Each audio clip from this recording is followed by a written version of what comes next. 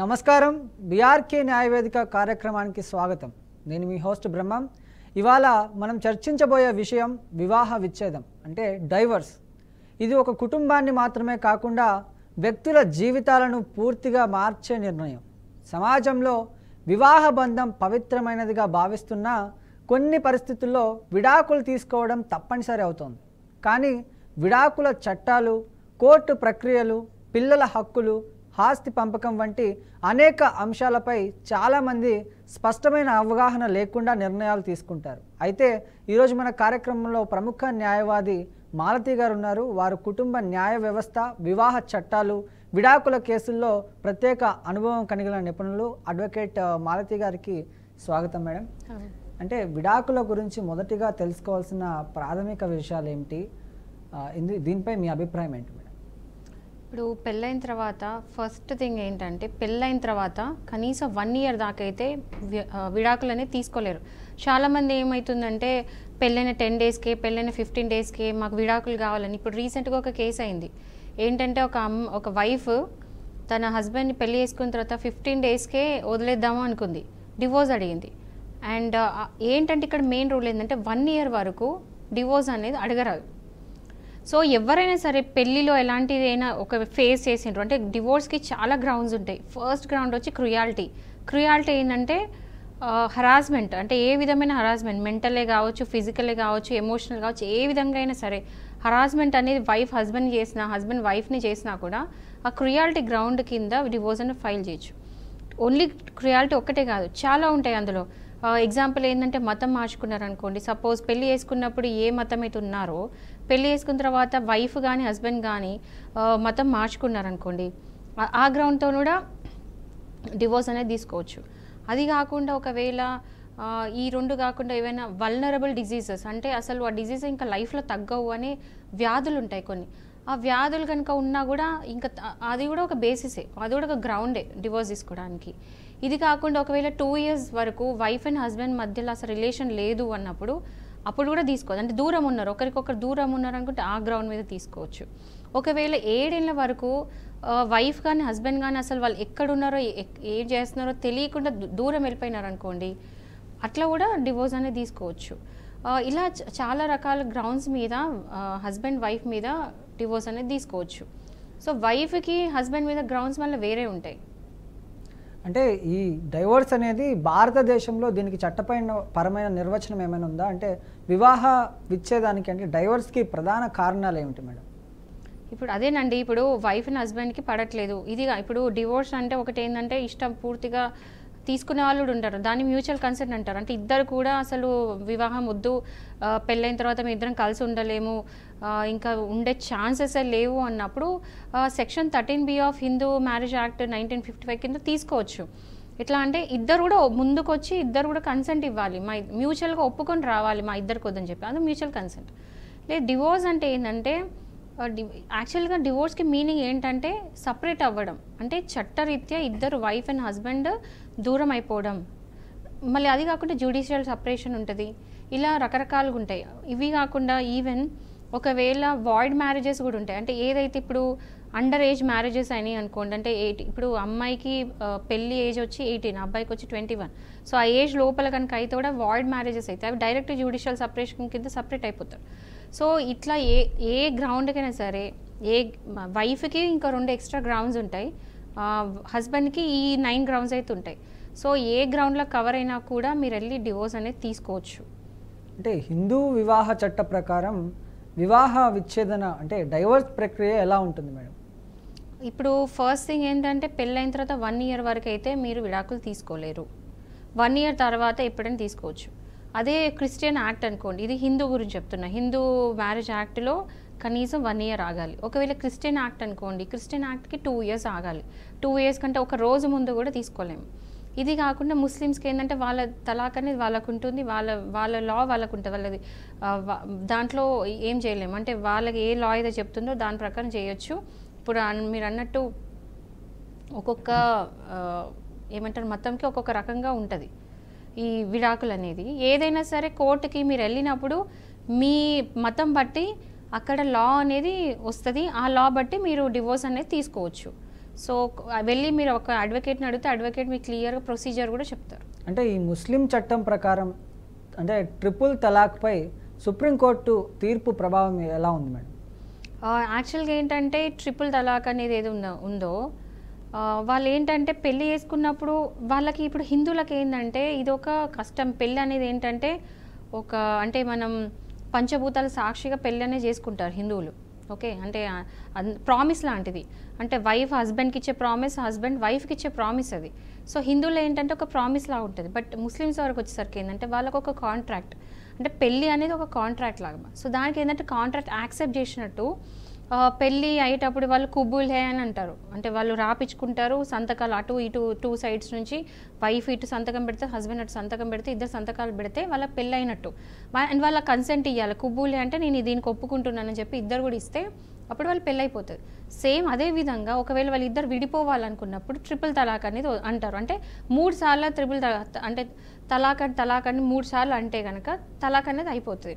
అయితే దీని ఏంటంటే చాలామంది హస్బెండ్స్ పెళ్ళిళ్ళు చేసుకున్న తర్వాత వాళ్ళు దుబాయ్కి వెళ్ళిపోయి లేకపోతే ఎక్కడికో వెళ్ళిపోయి వేరే కంట్రీకి వెళ్ళిపోయి లేకపోతే అమ్మాయిని వదిలేసి జస్ట్ ఫోన్ కూడా చేసి జస్ట్ ఫోన్ కాల్ చేసి తలాక్ 3 సార్లు ఫోన్లు అంటే తలాక్ అయిపోయినట్టే. అట్లా దీనివల్ల మిస్యూజ్ అవుతుంది. చాలామంది ముస్లిం మహిళలు సఫర్ అవుతున్నారు. అంటే వాళ్ళకి ఎట్లాంటి రైట్స్ అనేది కాపాడతలేదు, పెళ్ళి అనే దాంట్లో లేదు అని చెప్పేసి ఈ ట్రిపుల్ తలాక్ అనేది తీసేయబడింది. దానివల్ల ఏంటంటే ఇట్లాంటి అయ్యేవి కొంచెం తగ్గుతాయని చెప్పేసి ఇది చాలా నిజం కూడా ఎఫెక్ట్ పడింది. ఎందుకంటే ఇదివరకు భయం అనేది లేకపోయేది. బట్ అంటే ఒక మాటతోని ఒక రిలేషన్ అనేది పోదు కదా, వైఫ్ అండ్ హస్బెండ్ మధ్య రిలేషన్ పోదు కదా, జస్ట్ ఒక తలాక్ అనే మాటతోని. సో ఇది ఏంటంటే వాళ్ళు కోర్టుకి రావాలి, వాళ్ళు ట్రయల్ అనేది అంటే కోర్ట్ ప్రొసీడింగ్స్ అనేది జరగాలి. ఒకవేళ వాళ్ళు ఇప్పుడు మ్యూచువల్ కన్సెంట్ అంటే ఓకే, ఒకవేళ కంటెస్టెడ్ డివోర్స్ అనుకోండి, అంటే ఒకరే వైఫ్ అండ్ హస్బెండ్ మధ్యలో ఒక్కరే కావాలని అడిగితే ప్రొసీడింగ్స్ అయితే కోర్ట్ ప్రొసీడింగ్స్ బట్టి తప్పు అని తెలిస్తే ఆ గ్రౌండ్ మీద డివోర్స్ అనేది తీసుకోవచ్చు. ఓకే, అంటే పరస్పర అంగీకారంతో విడాకులు తీసుకోవడం ఎంత సమయం పడుతుంది? కోర్టు పరంగా ఎంత సమయం పడుతుంది? పరస్పర అంటే మ్యూచువల్ కన్సెంట్. ఇప్పుడు డివోర్స్ అనేది section 13 of Hindu marriage act అనేది ఉంటుంది హిందూస్కి. ఒకవేళ క్రిస్టియన్స్కి వస్తుంది అంటే హిందూ డివోర్స్ యాక్ట్ వస్తుంది, ముస్లిమ్స్కి వాళ్ళ లా వాళ్ళకి వస్తుంది షరియా లా. అయితే ఒకవేళ మ్యూచువల్ కన్సెంట్ అంటే మాత్రం అది section 13B of Hindu marriage act వస్తుంది.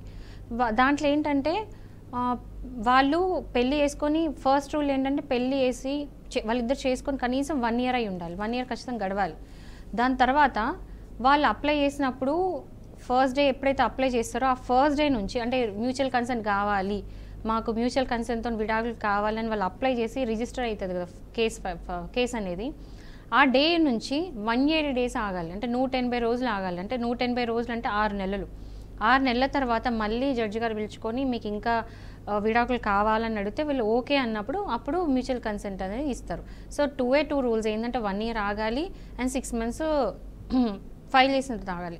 బట్ ఈ మధ్యలో ఏంటంటే సుప్రీంకోర్టులో కొన్ని జడ్జిమెంట్స్ ఏవైతే వచ్చినాయో ఆ కూలింగ్ పీరియడ్ కూడా ఇస్తుంది. అంటే ఆ 6 months కూడా ఆగాల్సిన పని లేదు. ఎట్లా అంటే ఒకవేళ వాళ్ళకి ఏమైనా రీజన్ ఉంది, స్ట్రాంగ్ రీజన్ ఉంది. ఇప్పుడు సపోజ్ హస్బెండ్ అమెరికాకి వెళ్ళిపోవాలి, అమెరికాకి వెళ్ళిపోయి మళ్ళీ లైఫ్లో తిరిగి రాడు. సో అలాంటి సందర్భం ఇది ఒక ఎగ్జాంపుల్ ఇస్తున్నా. అట్లాంటి ఎమర్జెన్సీ ఏదైనా రీజన్ చూపిస్తే కనుక విడాకులు అనేది అంటే కోర్టు కన్విన్స్ కావాలి ఇది కరెక్ట్ రీజను, ఓకే వీళ్ళకి ఇంకా లైఫ్లో వీళ్ళిద్దరు కలిసి ఉండే అవకాశం అనేది లేదు అనేది కనుక కోర్టు కన్విన్స్ అయితే అప్పుడు ఈ మ్యూచువల్ కన్సెంట్ అనేది ఇస్తారు. సో ఆ 6 months ఏదైతే 180 days గురించి మాట్లాడానో దాన్ని కూడా రిలాక్స్ అనేది కోర్టు చేస్తుంది. ఓకే, కాలర్ అయితే ఉన్నారు మనతో లైవ్ ఫోన్ కాల్లో మాట్లాడేందుకు. విజయవాడ నుంచి రజనీ గారు నమస్కారం అండి. చెప్పండి అమ్మా, సమస్య ఏంటి? మా చెల్లిదండి సమస్య, మా చెల్లి మాట్లాడుతుంది. ఇవ్వండి అమ్మా. నమస్కారం అండి. నమస్తే అమ్మా, చెప్పండి. సో మా హస్బెండ్ చనిపోయి ఒక 10 months అయిందండి. ఓకే. సో మేము యాక్చువల్గా అవనిగడ్డ మేము ఉండేది. ఓకే. కృష్ణా జిల్లా అవనిగడ్డలో ఉంటాము. కొంచెం ఆయన వ్యాపారం చేసేవాళ్ళు, అక్కడ సరిగా సాగట్లేదు అని చెప్పి లాస్ట్ ఇయర్ అంటే 2023 సెప్టెంబర్న మేము హైదరాబాద్ షిఫ్ట్ అయిపోయాం. ఓకే. సో ఆయనకి జాబ్ రాలేదు, నాకు జాబ్ వచ్చింది. మేము జాబ్ చేసుకుంటూ ఉన్నాం, నేను జాబ్ చేస్తున్నాను, అట్లాగే ఉన్నాం. సో ఈవెన్ 7 monthsకి ఆయన హార్ట్ అటాక్ వచ్చి చనిపోయారు. ఓకే. సో మార్నింగ్ టైంలో అలా హార్ట్ అటాక్ సడన్ గా వచ్చింది. ఫస్ట్ స్ట్రోక్ ఆయన చనిపోయారు. సో నేను ఇంకా అన్ని అయిపోయిన తర్వాత మా మామగారు ఆ రోజు నుంచి అసలు మాట్లాడకుండా ఈ రోజు నేను కోడల్నే కాదు అని చెప్పి మా సామాన్లు కూడా, అంటే మా అమ్మాయి ఇంటి సామాన్లు కూడా ఇంట్లో ఆఫ్ చేసుకుని అసలు కోడలే కాదు అని చెప్పి ఇంట్లోంచి పంపించేశారు. ఓకే.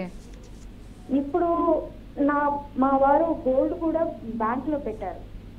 బ్యాంక్ లో కూడా ఏం చేశారు, ఆమె హక్కుదారు కాదు, నా కొడుకుని ఆమె చంపేసింది, ఆమెకు గోల్డ్ ఇవ్వకూడదు అని చెప్పి ఒక లాయర్ నోటీస్ కూడా ఇచ్చారనమాట. ఆయన స్టే పెట్టారు, అక్కడ పెట్టి ఆపారు. అది ప్రాబ్లం ఉంటే మీరు ఆ రోజే కంప్లైంట్ ఇచ్చేవాళ్ళు కదా. నాతో ఏమైనా ప్రాబ్లం ఉంటే సడన్ గా నైట్ 3 o'clock ఆయన అలా హార్ట్ అటాక్ వచ్చి చనిపోతే ప్రాబ్లం నేనేంటి, కొన్ని కేసు పెట్టండి, తెలుస్తుంది. హాస్పిటల్ సర్టిఫికేట్ ఉంది, డాక్టర్ ఇచ్చిన సర్టిఫికేట్ ఉంది, సివియర్ హార్ట్ అటాక్ వచ్చింది, చనిపోయారు. అందులో నేను చేసింది ఏముంది అని అంటే కాదు అని ఈ రోజు వరకు అనండి. వాళ్ళు నా ముందుకు వచ్చి మాట్లాడింది లేదు, నన్ను పిలిచి మాట్లాడింది లేదు. కోడల్వే కాదు అని చెప్పి ఇంట్లో సామాన్లు కూడా, నా బ్యాగ్ కూడా బయట పడేసి వెళ్ళిపోమని చెప్పారు. ఓకే. నేను ఏం చేయాలి ఇప్పుడు? కూడా గోల్డ్ మీరు వచ్చి ఫ్యామిలీ సర్టిఫికేట్స్ మీద సంతకం పెట్టు, అప్పుడు ఇస్తాం సామాలు, నీకేం లేదు. అసలు ఏ సెటిల్మెంట్ గురించి కూడా ఏం మాట్లాడట్లేదు. అసలు ₹1 కూడా ఇవ్వను, నా కొడుకు బంగారం నాది, నువ్వు వచ్చి సంతకం పెడితే నా కొడుకు బంగారం నేను తీసుకుంటాను. ఓకే. అంటే బంగారం ఇక్కడ అమ్మ, బంగారం ఎవరు, మీ తల్లిదండ్రులు మీకు పెళ్లి సమయంలో పెట్టిందా లేకపోతే పెళ్ళైన తర్వాత మీరు కొనుక్కున్నారా? అంటే దాంట్లో నావి గాజులు ఉన్నాయి, ఇక మిగతావి మా వారివి. ఓకే. అయితే నామినీ నేనే ఉన్నాను, నాకు ఇస్తానన్నారు బ్యాంక్ వాళ్ళు, కానీ ఈయన అబ్జెక్షన్ పెట్టారనమాట. మీ మామయ్య గారు అబ్జెక్షన్ పెట్టారా? అబ్జెక్షన్ పెట్టారు. పెడితే మరి బ్యాంక్ ఎందుకు వింటది? ఇప్పుడు ఒక హస్బెండ్కి నామినీ వచ్చి వైఫే కదా, ఇప్పుడు బ్యాంక్లో పెట్టినప్పుడు నామినీ మీ పేరు పెట్టలేదా? నామినీ నేనే ఉన్నాను. మరి నామినీ మీకే ఇవ్వాలి కదా. బ్యాంక్ వాళ్ళు అట్లా ఇట్లా కాదండి, వాళ్ళు కోర్టు ద్వారా నోటీస్, లాయర్ నోటీస్ ఇచ్చారు, మేము అట్లా చేయకూడదు, రేపొద్దు మా బ్యాంక్ ప్రాబ్లం అవుతుంది అన్నారు. ఒకవేళ కోర్టు నుంచి గనక నోటీస్ వచ్చి ఉంటే అది అట్లనే స్టేజ్ పెట్టమనండి. అది మీకు ఇవ్వద్దు, ఆయనకి ఇవ్వద్దు, మీరు కూడా వెళ్ళి కోర్టులో కేసు వేసుకుంటా అని చెప్పాల్సింది బ్యాంక్కి.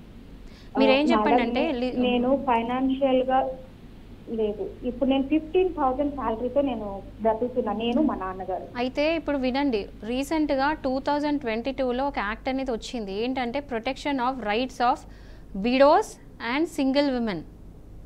ఓకే, అర్థమైందా?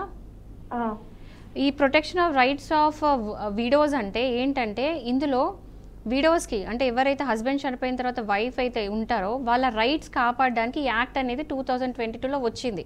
ఓకే, దీనికి ఏంటంటే మీరు వెళ్ళి కంప్లైంట్ ఇవ్వాలి. ఈ చట్టం కింద కంప్లైంట్ ఏమని ఇవ్వాలి అంటే, ఒకవేళ హస్బెండ్ చనిపోతే కూడా వైఫ్కి అత్తగారి ఇంట్లో ఈక్వల్ రైట్స్ అనేది ఉంటాయి. అంటే హస్బెండ్ ఉన్నప్పుడు మిమ్మల్ని ఎలా ట్రీట్ చేసినారో ఈవెన్ హస్బెండ్ తర్వాత కూడా మిమ్మల్ని మీ అత్త మామూలు అలాగే ట్రీట్ చేయాలి. ఈవెన్ మీ పిల్లలు ఉంటే పిల్లలను కూడా అట్లే ఈక్వల్గా ట్రీట్ చేయాలి. సో ఒకవేళ ట్రీట్ చేయలేదు అనుకుంటే ఈ యాక్ట్ కింద వెళ్ళి మీరు కంప్లైంట్ పెట్టవచ్చు కోర్టులో.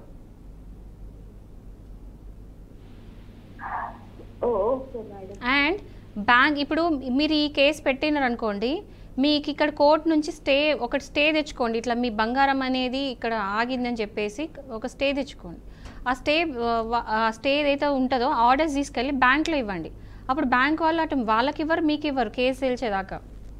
ఎందుకంటే నామినీ మీ పేరు ఉంది, మీరు క్వశ్చన్ చేయొచ్చు. బ్యాంకులో మీ పేరు నామినీ ఉన్న తర్వాత వేరే వాళ్ళకి ఇవ్వడానికి లేదు, మీకే ఇవ్వాలి. అది అట్లా ఇచ్చిండ్రు అంటే మీరు కంప్లైంట్ పెట్టవచ్చు. ఇప్పుడు ఏమీ లేదండి, ఇక ఆ బంగారం వచ్చి సైన్ చెయ్యి, నువ్వు తీసుకుని వెళ్ళిపో, నీ సామాన్లు నువ్వు తీసుకుని వెళ్ళిపో. అదే చెప్తున్నా, మీరు వెళ్ళి కంప్లైంట్ పెట్టండి. మీరు వెళ్ళి ఈ యాక్ట్ కింద కేసు అనేది ఫైల్ చేయండి. కోర్టులో చేయాలా పోలీస్ స్టేషన్? లేదు, కోర్టులో చేయాలి. ఓకే, మీరు పైన స్క్రోల్ అవుతున్న నెంబర్కి మళ్ళీ కాల్ చేయండి, మీకు ప్రొసీజర్ అనేది నేను చెప్తాను. Okay madam. Okay okay. BRK ప్రేక్షకులు కూడా ఎవరైనా మేడంతో మాట్లాడాలనుకున్నా కూడా కింద స్క్రోల్ అవుతున్న నెంబర్కి కాల్ చేయొచ్చు. గుంటూరు నుంచి మరొక కాలర్ ఉన్నారు, శ్రీనివాస్ గారు. శ్రీనివాస్ గారు నమస్కారం అండి. నమస్తే అండి. మేము 2019లో 2 లక్షల రూపాయలు ఇచ్చామండి ఒకరికి. అతను ఎంటీ చెక్ ఇచ్చాడు. అయితే అతను వ్యాపార పరంగా పూర్తిగా దెబ్బతినిపోయాడండి. ఇప్పుడు ఏం చేయాలి? అతని దగ్గర ఏమి లేవు, ఆస్తిపాస్తులు ఏమి. ఓకే, దానికి పరిష్కారం ఏంటండి? పరిష్కారం ఒకటే. ఫస్ట్ థింగ్ ఏంటంటే మీరు ఫస్ట్ ఇప్పుడు 2019 ఇచ్చినారు, ఆయన పెట్టడానికి ఇవ్వడానికి ఏం లేదు అన్నప్పుడు ఫస్ట్ థింగ్ అంటే ఒక అడ్వకేట్ లాగా నేనేం చెప్తా అంటే మీరు వెళ్ళి చెక్ బౌన్స్ కేసు అంటే చెక్ వేసి బౌన్స్ చేయించుకొని హానర్ కానప్పుడు చెక్ తీసుకెళ్ళి కోర్టులో కేసు వేయొచ్చు. ఇవాళ కాబట్టి సంవత్సరం తర్వాత 2 సంవత్సరాలకు ఆయన పేరు మీద ఏదైనా ఒకవేళ ఫర్దర్ ఏమైనా డబ్బులు వస్తే ఆయన దగ్గరకు వచ్చినప్పుడు ఈ కేసు రన్ అవుతుంది కాబట్టి మీకు ఆ డబ్బులు అనేది కోర్టు ఇప్పిస్తుంది. బట్ నేనేం చెప్తున్నానంటే అంటే అతను ఐపీ పెట్టేశాడండి కోర్టులో ఆల్రెడీ, ఏమి లేదని చూపించాడు. సో ఐపీ ఇప్పుడు ఇన్సాల్వెన్సీ కేసు ఆల్రెడీ ఫైల్ అవుతుంది అన్నప్పుడు మీరు అడగడానికి ఉండదు. ఎందుకంటే ఆయన ఆల్రెడీ ఐపీ ఇన్సాల్వెన్సీ అనేది వేసేసాడు. వేసిన తర్వాత ఏమైందంటే అది స్టే అన్నట్టు, ఆయన మీద ఉన్న ప్రతిదీ స్టే వచ్చేసినట్టే, ఆయనను ఎవ్వరు కూడా అడగడానికి ఉండదు. అయితే కోర్టు కూడా ఏంటంటే ఈ ఇన్సాల్వెన్సీ కేసు తర్వాత మొత్తం కూడా ఆయనకున్న ప్రాపర్టీస్ ఎన్ని ఉన్నాయి, అప్పులు ఎన్ని ఉన్నాయి అని చెప్పేసి మొత్తం క్యాలిక్యులేట్ చేస్తుంది. క్యాలిక్యులేట్ చేసిన తర్వాత ఒకవేళ ఆస్తులు కనుక ఉంటే ఏమంటారు, ఫస్ట్ ఎవరైతే కంప్లైంట్ ఇస్తారో వాళ్ళకి ఫస్ట్ ప్రయారిటీ ఇచ్చుకుంటా వాళ్ళకి డబ్బులు ఇచ్చుకుంటూ వెళ్తుంది. ఒకవేళ ఆస్తి ఆయన పేరు మీద ఉంటే కనుక. ఏం లేదు మేడం, అతను పూర్తిగా దెబ్బతినిపోయాడు. అయితే కష్టం అండి మరి, ఎందుకంటే ఇప్పుడు ఆయన ఇచ్చే స్తోమత ఉంటేనే కదా ఇచ్చేవాడు. ఇప్పుడు కానీ ఒకటి మీరు కేసు అయితే వేసి పెట్టండి, ఎందుకంటే ఇప్పుడు ఉన్నట్టే రేపు ఉండదు కదా. రేపో ఎల్లుండి ఆయనకి ఏమైనా ప్రాపర్టీస్ వచ్చినా లేదా ఆయన తిరిగి సంపాదించుకున్నప్పుడైనా మీ డబ్బులు మీకు తిరిగి ఇస్తాడేమో. సో కేసు అయితే వేసి పెట్టండి. చెక్ ఇచ్చాడండి, అది చెల్లుబాటు అయిద్దండి. ఇప్పుడు మీరు కేసు వేసి అదే చెక్ బౌన్స్ కేసు అనేది వేసి పెట్టండి. 2019 చెక్ ఇచ్చింది, 2019లో ఓన్లీ సైన్ చేసి ఇచ్చాడండి. మరి అది ఇప్పుడు అయిపోయింది కదా, దాని లిమిటేషన్ పీరియడ్ కూడా అయిపోయింది. ఇప్పుడు 2025 కదండి. ఏంటండి డేట్ వేయలేదు కదా, డేట్ వేసి ఇవ్వండి, రీసెంట్ డేట్ వేసి కేసు ఫైల్ చేసేయండి, చెక్ బౌన్స్ వేసేయండి. సరేనా? ఓకే ఓకే, మరొక కాలర్ కూడా సిద్ధంగా ఉన్నారు మాట్లాడేందుకు. ఖమ్మం నుంచి మణిగారు నమస్కారం అండి. చెప్పండి అండి, సమస్య ఏమిటి? నాకు పెళ్ళయ్యే 14 సంవత్సరాలు అయిపోయిందండి. అయితే మాకు గొడవలు వచ్చి నన్ను అనుమానిస్తుంటే నేను వచ్చానండి. ఒక్క నిమిషం, మీరు టీవీ మ్యూట్లో పెట్టండి అమ్మా, లేకపోతే టీవీ నుంచి కొంచెం దూరంగా వచ్చి మాట్లాడండి. మాకు పెళ్ళై 14 సంవత్సరాలు అవుతుందండి. ఓకే. అయితే నన్ను అనుమానిస్తుంటే అక్కడ నుంచి ఇక్కడికి వస్తే నేను వచ్చి 2 సంవత్సరాలు 3 సంవత్సరాలు అవుతుంది. 3 సంవత్సరాలా? అయితే 2 సంవత్సరాలు బాబుని నేను చదివించుకున్నానండి. 2 బాబులు నాకు 2 సంవత్సరాలు చదివించుకుంటే ఎండాకాలం సెలవులు వచ్చినాయని నమ్మించి బాబుని తీసుకెళ్లారు. ఒక బాబుని తీసుకెళ్లారు. పెద్ద బాబు నా దగ్గర ఉన్నాడు, చిన్న బాబుని పంపించట్లేదు, ఎంత అడిగినా పంపించట్లా. పిల్లోడు మైండ్ డైవర్ట్ చేసేసారు. ఓకే. బాబుది ఏజ్ ఎంత అండి? బాబుది ఏజ్ ఎంత? చిన్న బాబుది? చిన్న బాబుది 7 సంవత్సరాలు అండి, 7వ సంవత్సరం. ఓకే. ఆ బాబు ఇప్పుడు మీ దగ్గర రావాలనుకుంటున్నాడా, అక్కడే ఉండాలనుకుంటున్నాడా? 2 బాబులు నాకే కావాలండి. మీకు కావాలి, ఓకే. మీ బాబు చిన్న బాబు మీ దగ్గర ఉండాలనుకుంటున్నాడా, మీ హస్బెండ్ దగ్గర ఉండాలనుకుంటున్నాడా? బాబు రావట్లేదు అసలు, మేము వెళ్ళినా కానీ మాతో మాట్లాడట్లేదు, మా ముఖం కూడా చూడట్లేదు.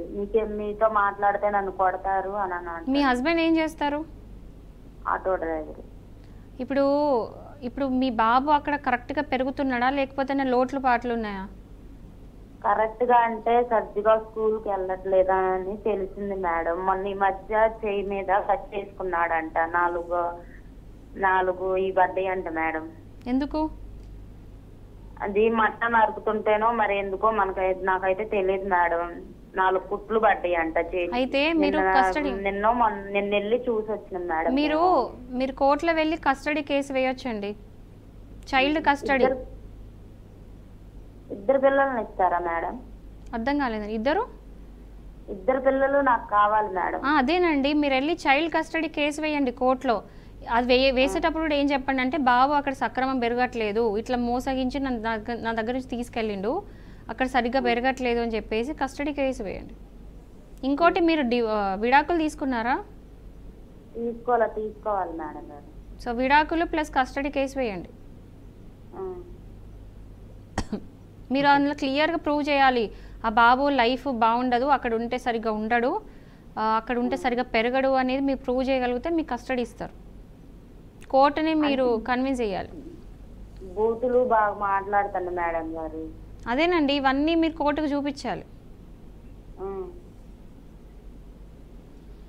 అంటే మనకు చెప్పరుగా మేడం గారు, అక్కడ వాళ్ళు మన తరపున ఉండరుగా మేడం గారు. అర్థం కాలేదు ఏంటండి?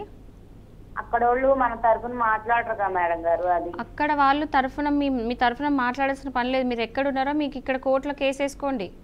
మీరు ఎక్కడున్నారో అక్కడ కోర్టులో కేసు వేయండి. ఓకే అమ్మా, విన్నారు కదా.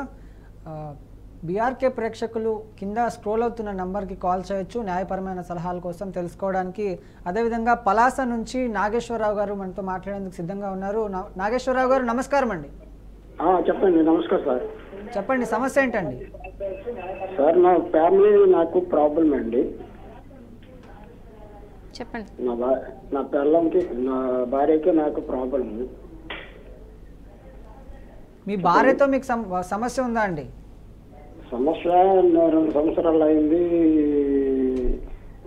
ఆవిడ పేద పిల్ల, ఆవిడ 2 సంవత్సరాలు అయింది, వేరేగా ఉంది. పిల్లలు వాని దగ్గర ఉంది. రేషన్ గీషన్ నేనే ఇస్తున్నాను, బట్టలు గిట్లు నేనే ఇస్తాను ఇస్తాను. తర్వాత కేసు వేస్తున్నారండి నా మీద. 2 సంవత్సరాలు అయింది. ఏం కేసు అండి? ఫ్యామిలీకి డబ్బులు ఇవ్వమని, మెయింటెనెన్స్. ఆ కేసు నేను రేషన్ ఇస్తాను, డబ్బులు ఇస్తాను, బట్టలు ఇస్తాను. మరి ఎందుకు నేను అనుకుని నేను ఒక లాయర్కి ఇచ్చాను, 20,000 ఇచ్చాను. వాడు అటెండ్ కాలేదు. ఒక దెబ్బ బెంగళూరు వెళ్ళాడు, ఒక దెబ్బ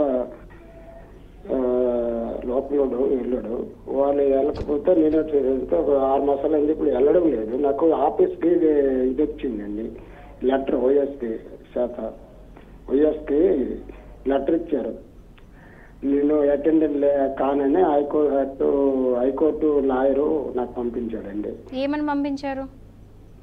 నువ్వు అటెండ్ కావాలని నాకు పంపించారండి. మా వైఎస్కి వచ్చింది రమ్మన్నారు. నేను వెళ్తే ఒక నిమిషం నాగేశ్వరరావు గారు, హైకోర్టు నుంచి ఏమని వచ్చింది మీకు? కోర్టు అటెండ్ కావాలని వచ్చింది మేడం. హైకోర్టు నుంచి వచ్చిందా? హైకోర్టు లాయరు, కానీ ఆవిడ భార్య వకీలు, ఆవిడ నాకు పంపించింది. మీరు ఎక్కడ ఉంటారు? నేను ఆల్రెడీ నాది పలాస మందపా అండి. ఓకే. నేను ఉంటాను అండమాన్ నికోబార్ అండి. ఓకే. నేను ఇప్పుడు అక్కడ కేసు అయ్యొచ్చా? ఇక్కడ నాకు సర్వీస్ ఉందండి 5 సంవత్సరాలు. ఇప్పుడు మీ కేసు మెయింటెనెన్స్ ఏదైతే మీ మీద వేసినారో అది మీరు కంటెస్ట్ చేస్తున్నారా? కేసుని మీరు ఒక అడ్వకేట్ ని పెట్టుకున్నారా? పెట్టాను మేడం. అతను ముందర 20,000 అడిగాడు. నేను 30,000 ఇస్తా, 30,000 ఇమ్మన్నాడు. నేను 20,000 ఇచ్చాను. ఇప్పుడు ఏ ఇయర్ లో వేశారు? ఏ సంవత్సరంలో వేసినారు కేసు? అది 22 అండి. 22 మార్చిలో 17వ డేట్ వేసారండి. అది వచ్చింది. మార్చి వేసిన తర్వాత అది జూలై 1వ డేట్ నాకు వచ్చిందండి లెటర్. అలా వచ్చిన తర్వాత అటెండ్ అయ్యాను. అక్కడ నుంచి నేను వచ్చి ఊర్లో ఉండిపోయాను. ఇప్పుడు మీకు ఏం కావాలండి? మీకు ఏ సజెషన్ కావాలి? ఇప్పుడు మీరు ఏ సలహా ఇస్తారో నేను లాయర్కి నేను వెళ్ళను, వకీల్కి చెప్తాను. జడ్జి గారికి నాకు ఇంతవరకు మా ఇద్దరికి పిలిచి ఒక రోజు కూడా అడిగించలేదండి. అడుగుతారా జడ్జి గారు మా ఇద్దరికి? ఇప్పుడు కోర్టుకి మిమ్మల్ని పిలుస్తారు, మీరు వెళ్ళారా? లేదండి. ఇప్పుడు ఈ కాగితం నిన్న వచ్చిందండి. నిన్న నాకు వచ్చిన తర్వాత నేను ఇంకా ఎవరికి చూపించలేదండి. ఇప్పుడు మీ పిల్లలు మీకు కావాలా? పిల్లలు ఆడపిల్లలండి. నాకు వద్దండి, ఆడపిల్లలు వద్దు. నేను రాసిన చంద్ర అన్నారు, డబ్బులు నీ భార్య కేసేసింది, నీకు కోర్టులో కేసేసింది కదా, మరి ఎందుకు డబ్బులు ఇస్తారని. లేదు, నా పిల్లలకి నాకు కేసు అయింది, కానీ నా పిల్లలకి ఎటువంటి 2 ఆడపిల్లలే మేడం. మరి మీకు ఎట్లాంటి అభ్యంతరం లేదా? నెలకి మెయింటెనెన్స్ ఇచ్చే అభ్యంతరం లేదా మీకు?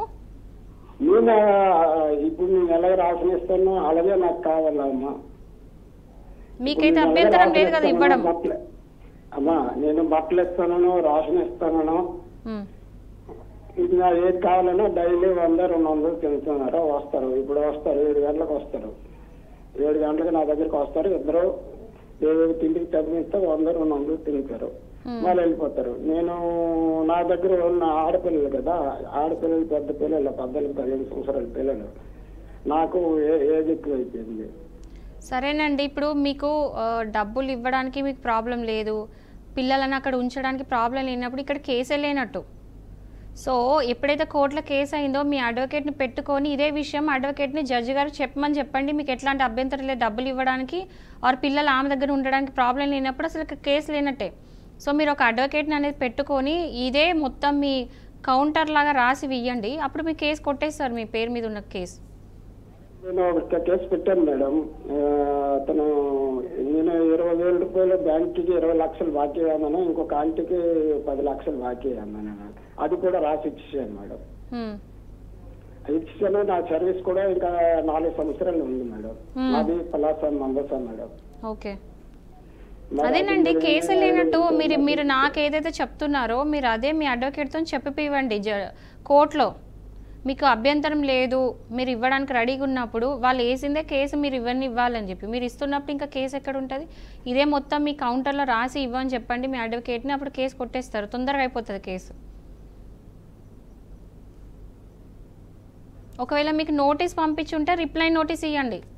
నోటీస్ ఏదైతే వచ్చిందో దానికి ఒక రిప్లై పంపించండి, మీకు ఎలాంటి అబ్జెక్షన్ లేదు, అభ్యంతరం లేదు ఇవ్వడానికి అని చెప్పి ఇస్తే కేసు ఏమి ఉండదు. ఇంకా రాషన్ ఇస్తాను మేడం, నెలలకి నా జీతంలోకి వెళ్ళాలంటే ప్రాబ్లం అయిపోద్ది. రేపు దానికి రేపు అది చనిపోవచ్చు, రేపు నేను చనిపోవచ్చు. నాకే నేను సెంట్రల్ గవర్నమెంట్ ఎంప్లాయీస్ను.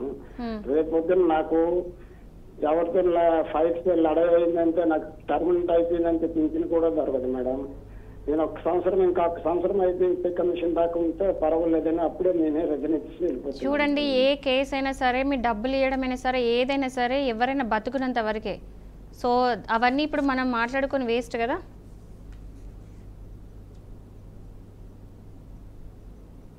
ఓకే, కట్ అయినట్టుంది.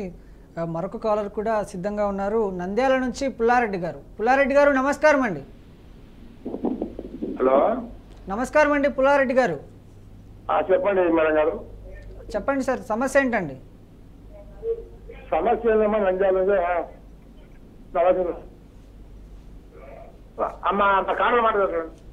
ఒక నిమిషం, మీరు టీవీ చూస్తున్నట్లయితే టీవీ మ్యూట్లో పెట్టండి, లేకపోతే టీవీకి దూరంగా వచ్చి మాట్లాడండి. హలో, చెప్పండి అమ్మా, సమస్య ఏంటమ్మా అంటున్నాను.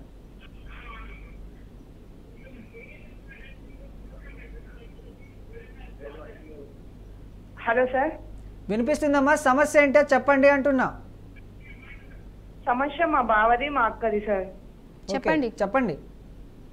వాళ్ళు మ్యారేజ్ 8 years అయింది సార్. ఓకే, వాళ్ళ మ్యారేజ్ 8 years అయింది, కానీ ఇంతవరకు ఆమె ఈడికి రాలేదు సార్ మా ఊరికి. ఓకే. హలో, ఓకే, ఎందుకు రాలేదు? ఎందుకు రాలేదు? ఆమె మా బావ ఇద్దరు కలిసి వాళ్ళ ఇంట్లోనే ఉన్నారు సార్ చాలా రోజులు. ఎవరింట్లో?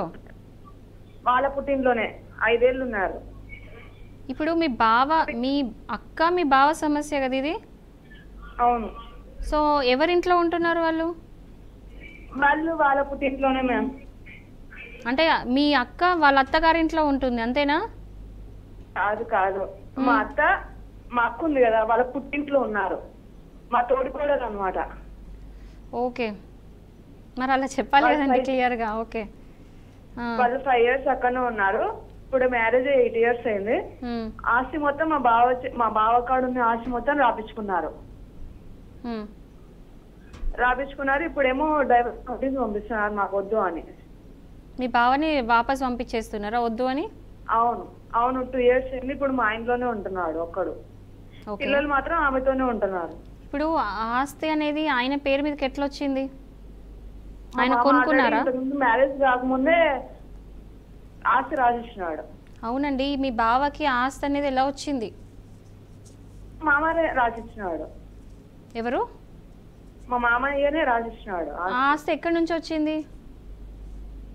పొలం కొనింటే ఇక మళ్ళీ మా మామ పేరు మీద ఎందుకు చేపించుకోవడం అని మా బావ పేరు మీదనే రాసిచ్చాడు.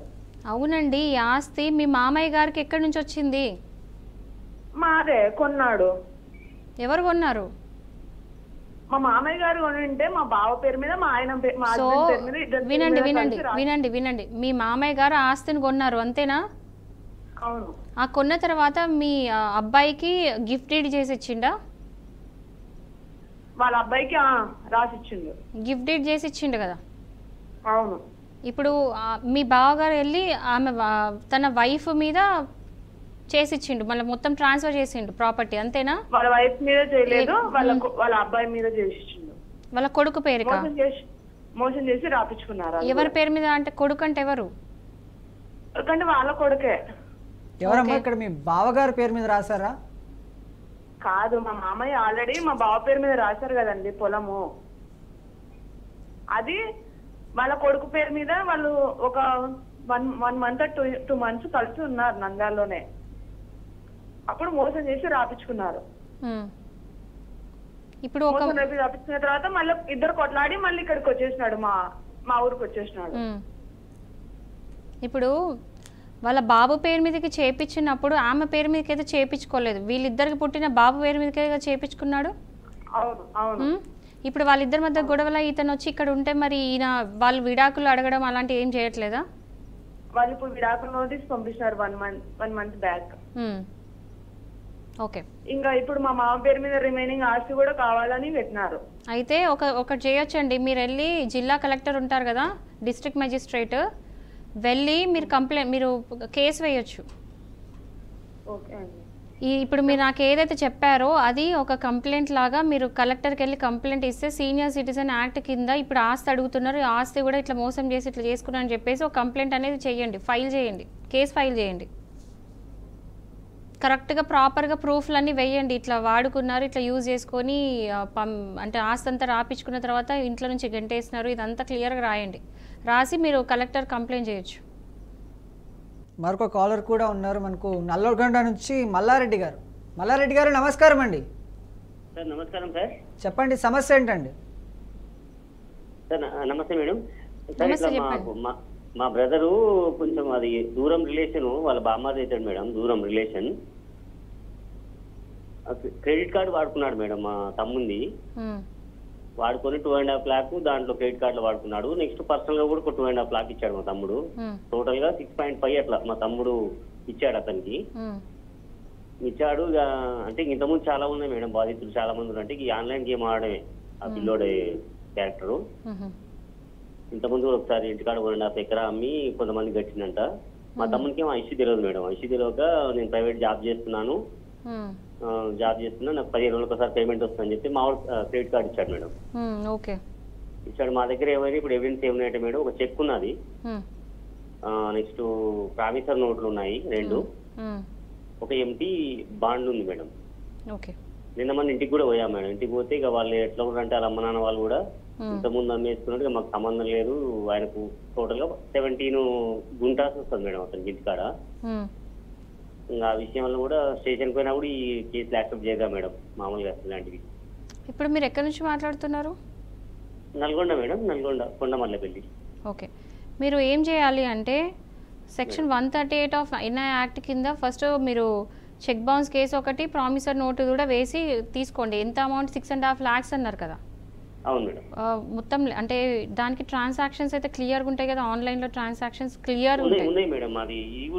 సో దాని ప్రింట్అవుట్స్ అన్ని తీసి కూడా వెళ్ళి కోర్టులో కేసు వేయండి.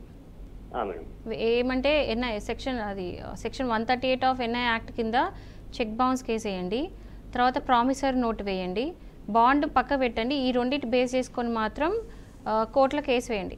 ఇప్పుడు ఆయన పేరు మీద ఏమైనా ఆస్తి ఉంటే కనుక దాన్ని అటాచ్మెంట్ అడగండి. లేదు మేడం, అతని పేరు మీద లేకనే ఇలాంటి పని. ఇప్పుడు ఆయనకి దానికి ఏమీ లేదు, ఆయనకి ఇచ్చే దానికి ఇప్పుడు అతని పేరు మీద ఏమైనా వాళ్ళ అమ్మ నాన్న వాళ్ళ పేరు మీద మేడం టోటల్ గా ల్యాండ్. ఓకే, అతని పేరు మీద ఏం లేదు. పర్లేదు. మీరు వెళ్ళి కేసు వేయండి. ఫస్ట్ కేసు వేసి డబ్బులు అడగండి, రికవరీ ఆఫ్ మనీ అడగండి, రికవరీ ఆఫ్ మనీ సూట్ కూడా వేయండి. Check bounce case recovery of money suit వేస్తే ఏమవుతుందంటే లెక్క కడతారు. అంటే ఆయనకి ఇచ్చే డబ్బులు ఎక్కడి నుంచి, ఇప్పుడు కోర్టులో పిలుస్తారు, కోర్టులో పిలిచి అడుగుతారు ఈ డబ్బులు ఈయనకి ఇచ్చేది ఉంది ఎట్లా ఇస్తారు అని చెప్తే అప్పుడు ఆయన ఇచ్చే బర్డెన్ ఆయనది, ఇవ్వాల్సిన బాధ్యత ఆయనది కాబట్టి ఆయన ఎక్కడి నుంచి తెచ్చిస్తాడని తర్వాత సంగతి. ఫస్ట్ అయితే మీరు వెళ్ళి కేసు వేయండి. ఎందుకంటే ఇది సివిల్ కమ్ క్రిమినల్ కేసు అవుతుంది. సో మీరు వెళ్ళి కేసు వేస్తే ఏంటంటే ఆయన రావాలి, రాకపోతే అరెస్ట్ వారెంట్ ఇష్యూ అవన్నీ అవుతాయి. అదే మేడం.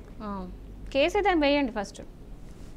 సరే madam, thank you madam. Okay okay, మరొక కాలర్ కూడా సిద్ధంగా ఉన్నారు. కాకినాడ నుంచి జయ గారు. జయ గారు నమస్కారం అండి. నమస్కారం సార్. చెప్పండి అమ్మా, సమస్య ఏంటి? మా సిస్టర్ గురించి మాట్లాడాలనుకుంటున్నాను సార్. చెప్పండి అమ్మా. అది మా సిస్టర్కి నమస్కారం సార్. మీరు టీవీ చూస్తుంటే టీవీ మ్యూట్లో పెట్టండి, లేకపోతే టీవీకి దూరంగా వచ్చి మాట్లాడండి అమ్మా.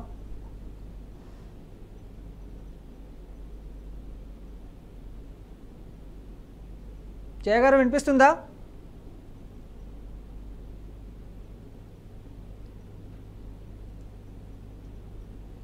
జయ గారు వినిపిస్తుందా అండి? హలో, వినిపిస్తుందా సార్? వినిపిస్తుందమ్మా, చెప్పండి. మా సిస్టర్ గురించి మాట్లాడాలనుకుంటున్నాను సార్. 7 years అయింది సార్ మ్యారేజ్ అయ్యి. ఓకే. 7 years వరకు బాగానే ఉన్నారు సార్. ఒక 6 months బ్యాక్ నుంచి వాళ్ళిద్దరికి గొడవలు అయ్యి విడాకులు తీసుకుందాం అనుకుంటున్నారు సార్. అంటే ముందు కూడా గొడవలు అయ్యి కానివ్వండి, అంత కాదు, ఒక ఫ్రెండ్ గురించి గొడవలు అవుతున్నాయండి ఇద్దరికి. ఆ ఫ్రెండ్ తోనే ఉంటాను, నాకు భార్య వద్దు, భార్య అంటే ఇంట్రెస్ట్ లేదు నాకు అని చెప్పి తను చేసి జాబ్ మీద కూడా ఒక 5 లక్షలు లోన్ తీసుకుని ఫ్రెండ్ కే ఇచ్చాడండి. ఆ అమ్మాయి ఎందుకు ఇలాగా ఫ్రెండ్ కి అది ఇవ్వడం డబ్బులు, మనం బాగుండాలి కదా, మనకి పిల్లలు అది లేరు కదా అని చెప్పేసి అడిగిందని ఇంట్లోంచి గెంటేశారు సార్ అమ్మాయిని. ఇప్పుడు అమ్మాయిని తీసుకెళ్ళిపో నువ్వు అని చెప్పేసి అంటే నేను తీసుకెళ్ళను, ఆ అమ్మాయి మీద లేనిపోయిన నిందలన్నీ వేస్తున్నారండి. నువ్వు మంచిదాను కాదు, మరి 7 years ఎలా కాపురం చేసావు అమ్మాయితో అని చెప్పేసి అంటే ఆ అమ్మాయి మంచిది కాదు, చెడ్డది, అది ఇది అని చెప్పేసి ఆ అమ్మాయి మీద నిందలేసి అమ్మాయిని ఇంట్లోంచి గెంటేశారండి. ఓకే. ఇప్పుడు తను బయటకు వచ్చి మా అమ్మగారి ఇంటికి వచ్చేసిందండి. వచ్చేసి 4 months అవుతుందండి. ఇది జనవరి నెలలో జరిగిందండి ఈ మ్యాటర్ అంతానే. తర్వాత పెద్ద మనుషుల్లో పెట్టి అవన్నీ చేస్తే నేను తీసుకెళ్ళను అని చెప్పేసి అది ఇది అని చెప్పేసి నేను తీసుకెళ్ళను, నాకు ఇంట్రెస్ట్ లేదు భార్య అంటే, నేను ఫ్రెండ్ తోనే ఉంటాను నేను అని చెప్పేసి అంటున్నాడండి. మీరు కోర్టుకి వెళ్తారా? కోర్టుకి వెళ్ళండి, నాకైతే భయం లేదు అని చెప్పేసి పోలీస్ స్టేషన్ కి అది వెళ్ళి కంప్లైంట్ ఇచ్చిన. కంప్లైంట్ అంటే ఫైల్ చేయలేదండి, తను తీసుకెళ్తారేమో అని చెప్పేసి బెదిరించి తీసుకెళ్తారేమో అని చెప్పేసి కంప్లైంట్ అది రాయించాం కానండి, కంప్లైంట్ అది ఏ స్టేషన్ లోని ఫైల్ చేయలేదు మేడం. ఎందుకు అంటే ఏమో తీసుకెళ్తారేమో అని చెప్పేసి వాళ్ళు కూడా అన్నారు, తీసుకెళ్తారేమో చూద్దాం మాట్లాడదాం అని చెప్పేసి అన్నారేమో పోలీసులు కూడా. తర్వాత వాళ్ళు మాట్లాడిన తర్వాత ఇంకా తీసుకెళ్దామా కంప్లైంట్ అది ఫైల్ చేసిందంటే దిశకి వెళ్ళాం మేడం మేము. 1 month బ్యాక్ దిశకి వెళ్ళి దిశలో పెట్టామండి కేసు. పెడితే తను కౌన్సిలింగ్ కి ఫస్ట్ కౌన్సిలింగ్ వెళ్ళారు మేడం. ఆ ఫస్ట్ కౌన్సిలింగ్ లో కూడా నాకు అమ్మాయి ఇంట్రెస్ట్ లేదు, నేను ఫ్రెండ్ తోనే ఉండాలనుకుంటున్నాను, నాకు ఫ్రెండ్ అంటేనే ఇష్టం, నేను ఫ్రెండ్ తోనే ఉంటాను, నాకు భార్య ఇంట్రెస్ట్ లేదు అంటున్నారు. మరి తనకి ఏం న్యాయం చేయవా, నువ్వు ఇలా వదిలేస్తావంటే న్యాయం చేయాల్సిన అవసరం నాకు లేదు, మీరు ఎక్కడ వేసుకుంటారో వేసుకోండి అని చెప్పి తనే ఫస్ట్ లీగల్ నోటీస్ పంపించాడండి. ఈ అమ్మాయి ఇలా మంచిది కాదు, మా అమ్మగారిని వేధిస్తుంది, మా నాన్నగారిని చంపేసింది, కోవిడ్ లో తనే జాబ్ చేసి తను కోవిడ్ లో బయట జాబ్ శ్రీరామ్ చిట్స్ ఫైనాన్స్ లో చేస్తాడండి తను. అయితే తనకి ఎలా వచ్చిందో కోవిడ్ వచ్చిందండి, ఆ కోవిడ్ కూడా తన వల్లే వచ్చింది అని చెప్పేసి చెప్పడం, వాళ్ళ డాడీకి షుగర్ టాబ్లెట్లు బీపీ టాబ్లెట్లు వేయకపోవడం, తను అలాగా 1 week కరోనా వచ్చిన 1 week తను చనిపోయారండి వాళ్ళ ఫాదర్ కూడా. అది కూడా ఈ అమ్మాయి వల్లే చనిపోయారని చెప్పడం. ఎవరితో వాళ్ళు చర్చికి వెళ్తారు మేడం, మాకు ఇంటర్ క్యాస్ట్ మ్యారేజ్ అని కూడా చెప్పకుండా చేశారండి. వాళ్ళ అమ్మగారు ఎస్సీ, వాళ్ళ ఫాదరు ఓసీ మేడం, అది కూడా తెలియదండి మాకు. ఇప్పుడు మళ్ళీ ఏంటంటే ఎవరైనా ఇప్పుడు మా కజిన్ వాళ్ళు తమ్ముడు అన్నయ్య చెల్లి అక్క ఇల్లు అడిగారండి, ఇలా ఏంటి అమ్మాయికి బట్టలు కూడా లేకుండా కట్టి బట్టలతో పంపించేశారు, మీరు బట్టలు అవి ఇవ్వండి అని చెప్పేసి. తను అద్దింట్లో ఉంటాడండి, ఇల్లు ఖాళీ చేసి వెళ్ళిపోతున్నారని తెలిస్తే వెళ్ళి అడిగితే తను చాలా నానా మాటలు తిట్టారండి. తిడితే అక్కడ కొంచెం ఇష్యూ అయ్యింది, కొట్టుకునే దాకా స్టేజ్ కు వచ్చేసారండి. అవి అన్ని వీడియోలు తీసి మమ్మల్ని మాలోళ్ళు అన్నారు అది ఇదని చెప్పి వాళ్ళ అమ్మని తీసుకెళ్లి మళ్ళీ 4 మీద కేసు వేసాడండి రివర్స్ లో ఆ మీద. ఓకే, మీరు కోర్టుకి వెళ్ళి రెస్టిట్యూషన్ ఆఫ్, వినండి, మీరు కోర్టుకు వెళ్ళి ఒక అడ్వకేట్ని కలవండి. ఫస్ట్ ఒక లాయర్ని కలిసి రెస్టిట్యూషన్ ఆఫ్ కాంజిగల్ రైట్స్ అని ఒక కేసు ఉంటుంది, అది వేయొచ్చు. Section 9 of Hindu marriage act కింద రెస్టిట్యూషన్ ఆఫ్ కాంజిగల్ రైట్స్ అనేది ఒకటి ఉంటుంది. దీని ఉద్దేశం ఏంటంటే మీ అక్క మీ బావ మీద కంప్లైంట్ చేయాలి. కంప్లైంట్ అంటే కేసు ఫైల్ చేయాలి. ఏంటంటే ఇట్లా నేను కలిసి నా భర్తతో కలిసి ఉందాం అనుకుంటున్నాను, సో నన్ను తిరిగి మళ్ళీ ఇంటికి తీసుకెళ్ళు అని చెప్పి అడిగేది ఇది. ఈ పిటిషన్ వేసుకుంటే ఏంటంటే కోర్టులో వెళ్ళిన తర్వాత మీరేంటో వాళ్ళేంటో అనేది కోర్టులో అర్థమవుతుంది. ఓకే, సో వెళ్ళి రెస్ట్రిక్షన్ ఆఫ్ కాంజుగల్ రైట్స్ వేయండి. అది కాకుండా ఇప్పుడు మీ అక్క జాబ్ అలాంటిది ఏం లేకపోతే ఇమ్మీడియట్గా మెయింటెనెన్స్ కేసు కూడా వేయండి. మెయింటెనెన్స్ ఎందుకు అంటే నెలకి ఆమెకి బతకడానికి ఉండాలి కదా, డబ్బులు కావాలి కదా. సో దానికి మెయింటెనెన్స్ కేసు వేసి రెస్ట్రిక్షన్ ఆఫ్ కాంజుగల్ రైట్స్, ఈ 2 కేసెస్ వేయండి. Okay madam. తిన బంగారం కూడా మొత్తం కూడా ఇంటికి తాళం వేసామండి. అంటే ఒక లాయర్ గారిని చెప్తే వెళ్తే వాళ్ళంత రాదాంతం చేసినప్పుడు ఈ అమ్మాయికి బట్టలు అవి లేవు కదా, వెళ్ళి మీరు కూడా అడిగి తెచ్చుకోండి, తప్పేముంది అందులో, ఎవరినైనా పెద్ద మనుషులు తీసుకుని వెళ్ళండి అని చెప్పేసి అంటే మేము కూడా వాళ్ళు ఖాళీ చేసేస్తున్నారు, మాకు అసలు దొరకట్లేదండి వాళ్ళు, అందుకని చెప్పి మేము కూడా ఇంటికి తాళం వేసాం మేడం. తర్వాత ఎవరినో పోలీసులను అవి తీసుకెళ్లి తీయించామండి. ఈ అమ్మాయి బంగారం కూడా తీసేసుకున్నాడండి. ఆ బంగారం కూడా తీసుకున్నా, అడిగితే నీకేం సంబంధం, నీకెందుకు ఇవ్వాలి నేను అని చెప్పేసి అంటున్నాడండి రివర్స్ లో. సో మీరు ఒకటండి, రెస్ట్రిక్షన్ ఆఫ్ కాంజుగల్ రైట్స్ వేయండి, మెయింటెనెన్స్ వేయండి. కానీ ఇంకోటి చెప్తున్నాను, ఇది ఒక అడ్వకేట్ లాగా కాకుండా నార్మల్గా ఏం చెప్తున్నానంటే అతనికి ఉండే ఉద్దేశం లేదు అన్నప్పుడు ఇంకా అలాంటి పర్సన్తో ఉండి కూడా వేస్ట్. బట్ మీకు జరుగుతున్న అన్యాయం బట్టి ఏంటంటే అతను వదలొద్దు.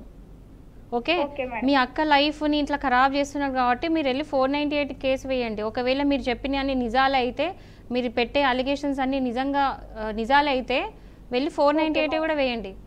సో కేసు ఫైల్ అయ్యేటట్టు చూడండి. Okay madam. ఓకే, మరొక కాలర్ కూడా సిద్ధంగా ఉన్నారు. బీఆర్కే ప్రేక్షకులు ఎవరైనా సరే న్యాయపరమైన సలహాల కోసం సంప్రదించాలంటే కింద స్క్రోల్ అవుతున్న నంబర్కి కాల్ చేయండి. అదేవిధంగా హైదరాబాద్ నుంచి ఏడుకొండల గారు అయితే మాట్లాడడానికి సిద్ధంగా ఉన్నారు. ఏడుకొండల గారు నమస్కారం అండి. నమస్తే అండి. చెప్పండి, సమస్య ఏంటండి? మేడం గారు నమస్తే అండి. నమస్తే అండి, చెప్పండి. మేడం గారు, మా భార్య ఒక 9 నెలల నుంచి వాళ్ళ అమ్మగారి ఇంటికి వెళ్ళి కాపురానికి రావట్లేదండి. ఎన్ని రోజుల నుంచి అండి? ఎన్ని రోజుల నుంచి? ఒక 9 నెలలు అవుతుందండి. రావట్లేదండి. నెక్స్ట్ ఏంటంటే పిల్లల కోర్టు అని, అదే కౌన్సిలింగ్ బార్ పిల్లల కోర్టు కానీ అన్నిటికి తిరిగిందండి. తనే తిరిగింది. నేను లీగల్ గా అయితే ఏం ప్రొసీడ్ అవ్వలేదండి. పిల్లలను కూడా అక్కడ పిల్లలు అదే అనాథ సంథింగ్ ఏదో ఉంటది కదా మేడం, కస్టడీయా మేడం? అర్థం కాలేదు, ఏంటండి మీ పిల్లలు? పిల్లలు బార్ అండ్ కౌన్సిలింగ్ మేడం అది.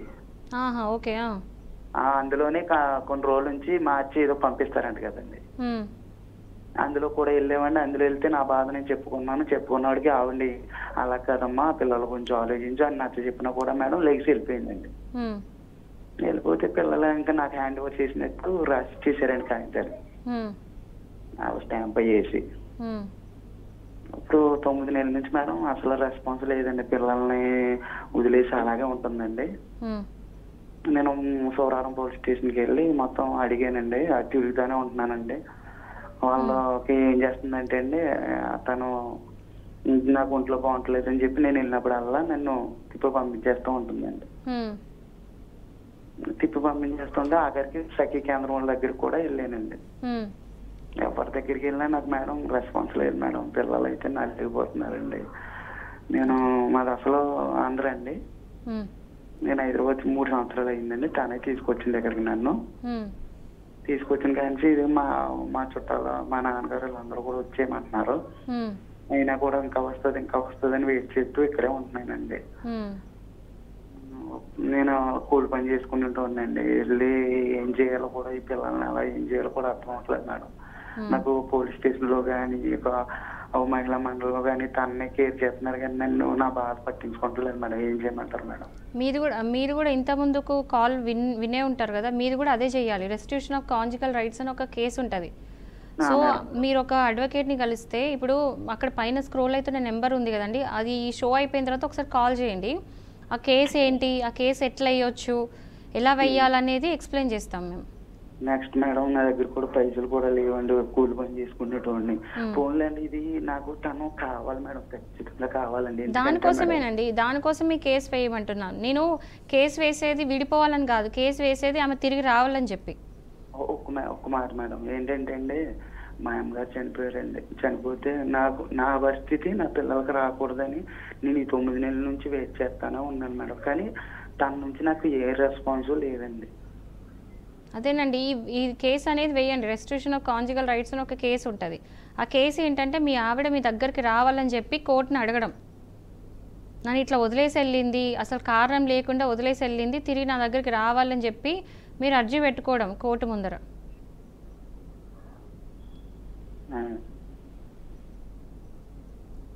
ఓకే ఏడుకొండల గారు, మళ్ళీ కూడా మీరు ఏమైనా సలహాలు కావాలనుకుంటే కింద స్క్రోల్ అవుతున్న నెంబర్కి కూడా మీరు కాల్ చేయొచ్చు. అదేవిధంగా మనతో మాట్లాడేందుకు హైదరాబాద్ నుంచి మధు గారు లైన్లో అయితే ఉన్నారు. రాజు గారు నమస్కారం అండి. రాజు గారు నమస్కారం అండి. హలో, మీరు టీవీ చూస్తున్నట్లయితే టీవీని మ్యూట్లో పెట్టండి, లేకపోతే టీవీకి దూరంగా వచ్చి మాట్లాడండి. సార్ నమస్కారం సార్. నమస్తే అండి. టీవీ చూస్తున్నట్లయితే టీవీ మ్యూట్లో పెట్టండి, లేకపోతే టీవీకి దూరంగా రండి. ఓకే, నోటే పెట్టండి సార్. చెప్పండి సార్. అంటే మేడంతో మాట ప్రాబ్లము అని చెప్పండి మేడం. నమస్తే మేడం. చెప్పండి మేడం. యాక్చువల్లీ నాది love marriage madam. Okay. 7 years అయింది. యాక్చువల్లీ అంటే పిల్లల ప్రాబ్లమే, కలిసి ఉంటున్నాం, ఇప్పుడు ప్రజెంట్ కూడా ఉంటున్నాము. ఎప్పుడైనా గొడవలు కొట్లాటలు వస్తే వాళ్ళు మామూలు పెద్దవాళ్ళు అంటారు విడిపోయి బతుకుని అంటారు. కాకపోతే మేము లవ్ మ్యారేజ్ చేసుకున్నాం. Main problem. ఎన్ని ఇయర్స్ అయిందండి పెళ్ళయి? 7 years మేడం. ఓకే. ప్రాబ్లమ్స్ ఈ మధ్య స్టార్ట్ అయిందా?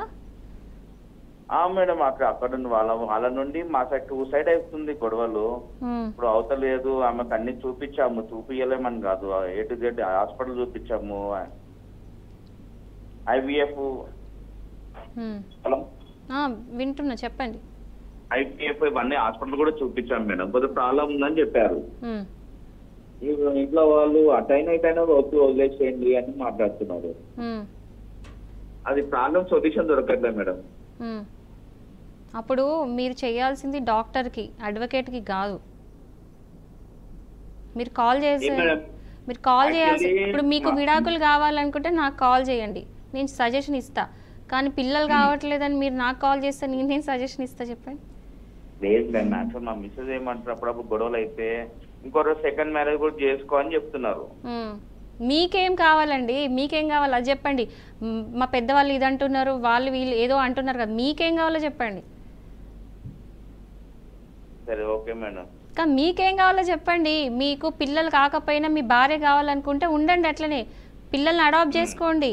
లేకపోతే IVF ఉంటుంది, లేకపోతే ఏమంటారు దాని ప్రతిదానికి ఒక డాక్టర్ దగ్గరికి వెళ్తే ఏదో ఒకటి ఇస్తారు. లేదు పిల్లలు కాలేదంటే మీ భార్య మీరు కలిసి ఉండొచ్చు. కానీ పెద్దవాళ్ళు ఏదో చెప్తున్నారు, వీళ్ళు ఏదో చెప్తున్నారు, వాళ్ళు ఏదో చెప్తున్నారు కాదు. మీకేం కావాలో మీరు చూసుకోండి. అండ్ సెకండ్ మ్యారేజ్ తప్పు. ఓకే, షో తర్వాత కూడా మీరు కాల్ చేసి మాట్లాడచ్చు. మరొక కాలర్ కూడా సిద్ధంగా ఉన్నారు. వనపర్తి నుంచి కృష్ణ గారు నమస్కారం అండి.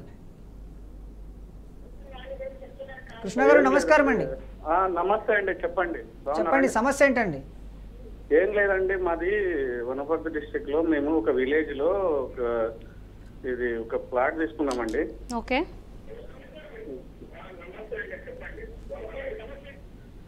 మీరు మ్యూట్ చేయాలండి, టీవీని మ్యూట్ చేయాలి. టీవీ చూస్తున్నట్లయితే టీవీని మ్యూట్ చేయండి. కృష్ణ గారు సైడ్కి వచ్చాను సార్. ఓకే చెప్పండి. అది మా విలేజ్ లో, వనపర్తి డిస్ట్రిక్ట్ లో ఒక విలేజ్ లో ఒక ప్లాట్ తీసుకున్నానండి ఒకటి. ఆ ప్లాట్ ఆల్రెడీ కొంచెం వాళ్ళ బిడ్డ కూడా పక్కలో ఉంది, కొన్ని సంవత్సరాల నుంచి దూరంగా ఉంది, లవ్ మ్యారేజ్ చేసుకుని వెళ్ళిపోయింది. ఆ తీసుకున్న అతన్ని ల్యాండ్ వాళ్ళు ఒక బిడ్డది పక్కనే ఉన్నారు మేడం యాక్చువల్ గా. అయితే ఈయన రాసిచ్చాడు, ఆల్రెడీ అడ్వాన్స్ కూడా ఇచ్చేసాము ఫ్లాట్ కు. ఒక 60,000 అలా ఇచ్చాము. కొలతలు అవి చేశాక మిగతావి ప్రాసెస్ కంటిన్యూ చేద్దామని చెప్పారు.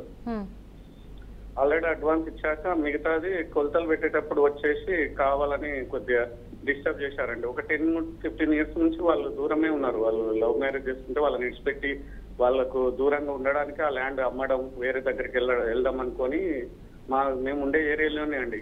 ఇప్పుడు ప్రాపర్టీ ఎవరి పేరు మీద ఉందండి?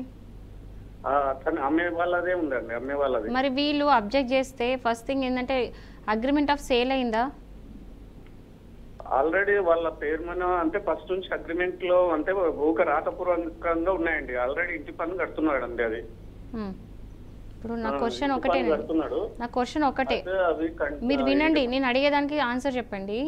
ఇప్పుడు ఎవరైతే మీరు కొనాలనుకుంటున్నారో, ఎవరి దగ్గర అయితే నుంచి కొనాలనుకుంటున్నారో అది వాళ్ళ పేరు మీద ఉందా ఆస్తి లేదా?